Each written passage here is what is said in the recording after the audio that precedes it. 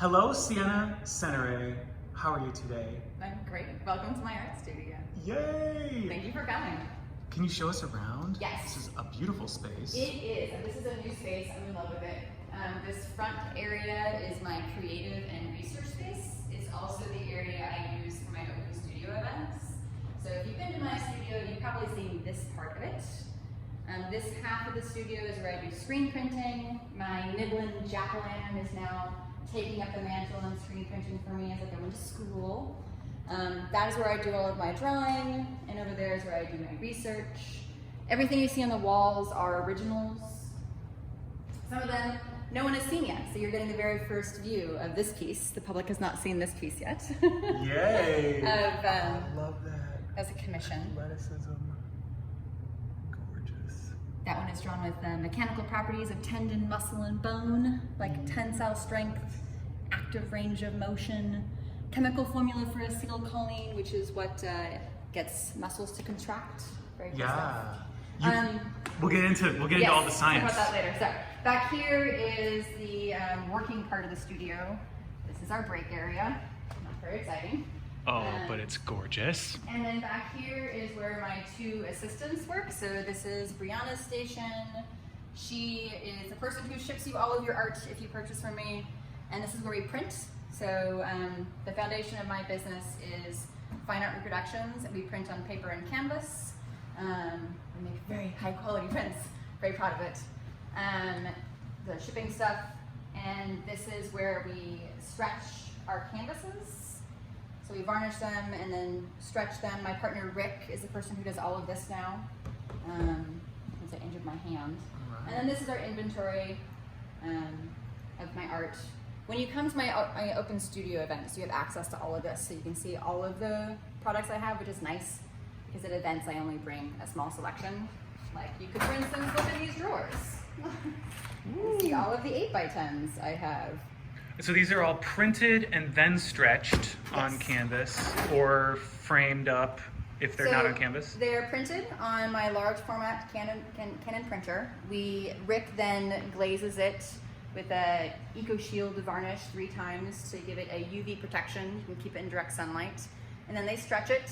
And then Bree puts a description in the back because they all come with a description of their science. And then they go to my collectors. Right on. Yeah. All right, let's talk about your creative process. Let's do it. It's very, very nerdy. Yes. I'm going to start by describing my technique, which is unique. It is similar to pointillism or stippling, where artists draw entirely with dots. I instead draw with data. When I first started, I wasn't drawing with scientific data. This was my very first numbers I'm drawing. It's drawn with the numbers of the clock, 1 through 12. And it was my way of capturing a moment in time and showing it pass. It's essentially a meditation on being in the present. And then in 2010, I started drawing with scientific data. And this is the first piece I drew with scientific data. This is Schrodinger's cat. And it's drawn with Heisenberg's uncertainty principle. Merging these two assumingly disparate fields of the creative process and the scientific process made a whole experience for me. And it made it so, it was also the first time that I felt that I had a place in the process of learning about science, because I found a way for it to work for me. And then that sort of spiraled and it became more complicated. So that was my first one. I'm going to show you more of my work. This is the first piece I did on anatomy and physiology. And this is a heart drawn with cardiac equations. And so this gets into what my purpose of my work is now, which is to illustrate the biological world through the lens of science. And I tend to draw it with its scientific profile of how it functions. This one's pretty straightforward. It's cardiac equations. So you see here, this is stroke volume. Stroke volume equals end diastolic volume, stroke end systolic volume. I also have cardiac output, ejection fraction, oxygen content in the pulmonary veins, oxygen difference in the superior and inferior vena cava. So this is a scratchboard etching. So scratchboard, it's a layer of white clay with black India ink on top. I use an X-Acto blade to scratch the numbers off, revealing the white clay. And then I use really transparent watercolor and ink to get the color. And this I also have on the the border of her skin is oil paint. I love oil paint, so anytime I can use oil paint, I do. You love a detail. I do. I love the detail. There's also hidden words in all of my pieces. This is drawn with the average fundamental frequency of a cat's purr. I drew that for a patron of mine. It's her kitty cat. Wow, that is some deep nerding out right there. I love it. So are you putting jokes in there or any like messages to self? So I actually put, I guess you'd consider them to be mantras. So the drawing process itself is meditative. They take me an average of 50 hours to draw a piece. They're private, so they're things that you are welcome to find on your own. So the longer you look, the more you'll find. I will tell you one thing that I do tend to put in my pieces, which is patience is an act of love. So that's often in a piece. Gotcha. And a lot of the times when I do a piece, I don't know anything about it when I start. And so I'm starting fresh. And so I start with the biggest questions, the dumbest questions, the simplest questions, and then I slowly refine, and I don't really know where I'm going and I let the research guide me. Yeah. You know, as to where I'm going for the composition as well. And then I start reading research papers, and I make friends with scientists and teachers. So first step, it looks like, okay, you're reading, you're highlighting. What comes next? I mean, the next part is like a Google Docs. It's not very pretty. So I just like, you know, I take, you know, I have all these books here. So here's some of my reference books. Working on anatomy pieces, this is one of my favorites for anatomy. Let's see. I like to work on tracing paper a lot. So this was the layout for the anatomical hands. Yeah. I think there's a simpler one here. So there's this guy.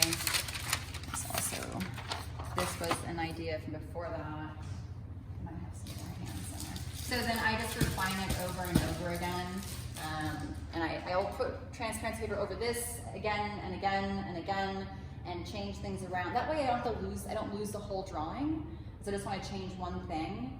And then so it's a physical process for you. It's a hand drawing process, yes. Not Photoshop or something like that. No. From the start. I have no problem with Photoshop, but it's not my process. Yeah. So this is a commission for a surgeon, and it's a little bit hard to see before it's sprayed. So got you. It's hard to see it. The work. But these are my sketches beforehand. And then you have the data here. This is the data sheet altogether of everything that I'm drawing it with. And there's a lot more data that went through this process, and this is basically the data that I thought was the most evocative to tell the story of the subject. That's how I choose my data. What do you mean by tell the story of the piece? What criteria are you using to choose the data? So the equations I'm using are meant to capture the character of the subject through the lens of science. And so it's like a bio or a story of the subject.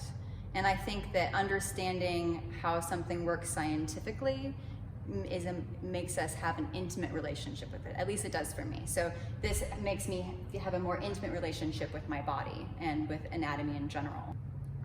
So you're checking the equation, you're checking the data, reminding yourself what actual numbers and letters need to go there. Yes, and you're doing them super tiny. Right here we'll do.